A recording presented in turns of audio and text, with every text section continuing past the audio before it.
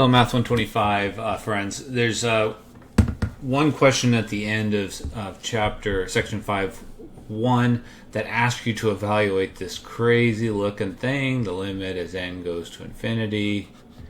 The sum from I equals 1 to n. And we talked about this in class and a little bit about where this comes from. But it turns out using some shortcut sum formulas, you can actually evaluate this directly. And there's just so much notation. People are always confused by this. It is natural to feel that way. So I just wanted to say, when you're doing something like this, first, it's good to do a few small examples just to help yourself understand what's going on. But second, I wanted to say something about sums of numbers. We're not going to do things directly very often in this course because from the definition, because it doesn't lend itself to easy simplification without knowing a lot of other stuff. And we'll have better ways to do it. So if you really are ever stuck on something like this, let's do a small example. We did in class 3. And we saw when it was 3, it looked like 1 over 3 cubed, 1 over 3. So this is just a good general tip when you're stuck and you're dealing with a general pattern to write out a few small examples. So that's what it looks like when you're using 3. Is there any way you could simplify that? Okay, let's set that question aside for a second. If it was 5, it would look like 1 over 5. So I find just getting rid of some of the notation is helpful. 1 over 5, and then it's going to be 2 over 5 cubed, 1 over 5. And this will help you if you go on into Math 126, you do a bit of pattern finding. So I always do 3 small examples, 2 or 3 small examples, before I even let myself be confused. So here's me doing, I did it with 3, here it is with 5. What is it you can see that you can simplify? And what I see is this all has a third. You could factor that out. But even better, there's a 3 on the bottom inside as well. So when I look at that, I go, hold on a second. I could write this as 1 to the third over 3 to the fourth. And I could write this as 2 to the third over 3 to the fourth. And I could write this as 3 to the third over 3 to the fourth. That's really what this question was asking you to do. And you go, hold on. This one I could write 1 to the third over 5 to the fourth. I could write this one as 2 to the third over 5 to the fourth, and then 3 to the third over 5 to the fourth, and then 4 to the third over 5 to the fourth, and then 5 to the third over 5 to the fourth. And you start to see, wait a second, if I knew I could pull out the 3 to the fourth if I only knew what to do with the sum of the cubes. Is there a shortcut for this? Because this is going to get bigger and bigger. And, you know, if I have to do 1 cubed plus 2 cubed plus 3 cubed up to 100 cubed, that might not be a nice value. Okay, so that was the first part of this question. Then you were going to try to find it, but we'll come back to that. Circle back in a second. So I found something I made years ago called the sums of powers, and I just put it on my Math 125 materials page. I made this for a different course, but this just got me thinking about this. I really like this, but I used to hand this out in class, but I realized it was a distraction. But if you're interested, there's a little bit of history. So you can, there's this story. Gauss is one of the most famous mathematicians of all time from a couple hundred years ago. But the story is when he was in grade school, all they had was chalkboards. I mean, they didn't have calculators, whatever. And the teacher was annoyed with everyone and said, hey, add up the numbers from 1 to 100 just to try to get them to take some time. And he immediately had the answer. So here's a puzzle for you. If you do 1 plus 2 plus 3 all the way up to 100, what is it? And can you find a general pattern? So if you want to take that on as a challenge, Gauss saw, I don't know the exact idea, but he paired things off. I think he said something like 1 plus 99 is 100, 2 plus 98 is 100, and he counted how many there would be. Now, for me, since I've seen this enough times, let me say a bit about it. And this is not part of this course. I'm just giving you something a little extra. Hope it's of interest. But,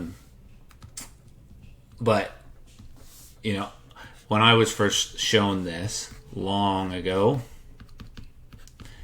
I was shown it this way. to rewrite the numbers, which is a clever way to do it, twice, but reverse the order. And then say, let's just say x, this is what I want. This is also what I want. So if you add them together, it's going to be 2x, but it's going to be 101 and another 101. So this is less. And so you're going to have that. How many of those are there? There's 100 of them. So 2x is going to be 100. There's a whole bunch of proofs of this. And then divide by 2. 100 times 101 over 2. So it's 50/50. Always remember that number. 5,050. That's the proof for the sums of there aren't any powers to the first power. So anyways, Gauss did that, knew that was 50/50, and then came up with a general rule that said it's always n times n plus 1 over 2. And some of you may or may not have seen this, but the general rule is 1 plus 2 plus dot dot dot plus n, and it comes out to be n. And this is actually pretty valuable. I find myself using this from time to time. There's a children's book I read where the hippos go berserk, and there's 2 that come, then 3 that come, all the way up to 9. And so it's 9 times 10 over 2. It's 45 hippos. The last page of this book says, and one hippo all alone misses the other 44. So Sandra Boynton, the author, knew that there were 45 because it was him and the other 44. Anyways, I'd always talk about that with my kids. So that's the sum of that. So going further, somebody has asked, what's the sum of the squares? If you did 1 squared plus 2 squared plus 3 squared. And that's a much harder problem. You could say, what's the sum of the cubes? It turns out the sum of you can prove, if you're curious, that this is a quadratic because it's n times n, so it would be n squared. So the sum of the first powers is the second polynomial. And you can prove that the sum of the second powers is a cubic, and the sum of the third powers is a fourth power. I had one student once figure this out and give me the answer. This takes I think the numbers involved the coefficients are called the Bernoulli numbers. There's a whole but the point of me saying this is there's a theory, but that's very specific to just the powers. So that would only help us if we happen to see that. So back to the problem. After this long detour, I hope that was something. So the problem said, okay, you don't have to know any of that. But the homework question said, I'm going to tell you one of the patterns. And the pattern they told you was the cubes. That it's n times n plus 1 squared over 2. So a very common question I'm getting from people is, how in the world do I use that? Well, it's telling you, so this is n equals 3 here. That's going to be n times n plus 1 over 2 squared. And just for fun, if you wanted to, you could play around with it. It's going to be 3 times 4 over 2 squared is what this is going to be. I don't know. Let's check it out. This is going to be 6 squared, which is 36. And this is 27 plus 8 plus 1. 20. Yep, that's 36.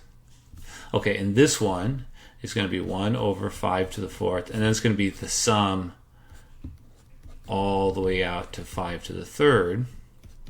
And that's going to be 1 over 5 to the 4th. And then we now know it's n, so 5 times 6 over 2 to the 2nd. Okay, so then the question says, can you do that in general? So in general, you would have 1 over n to the 4th, and you would have 1 cubed plus 2 cubed for a long, long, long time, and then you'd have n cubed. And the goal is to figure out what this is, what the limit of this is, as n goes to infinity. So this is the part they told you. This is n times n plus 1 squared over 2.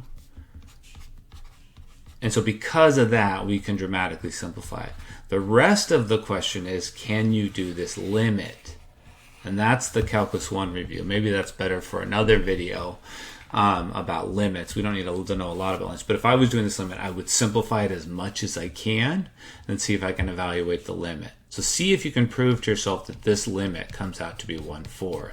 So the goal of this question in the homework was just to get you to think about, does this come out to be this 1/4 that we were seeing? And how is it possible to prove it directly using limits?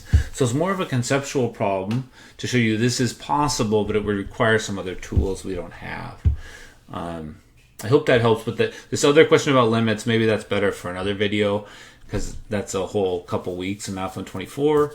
You don't really need that much to do this problem, but I'll leave that as come to office hours for now, but I might make another video on that. Okay, I hope that's of interest to you, but I mostly want to answer the question. They're like, what's this question about?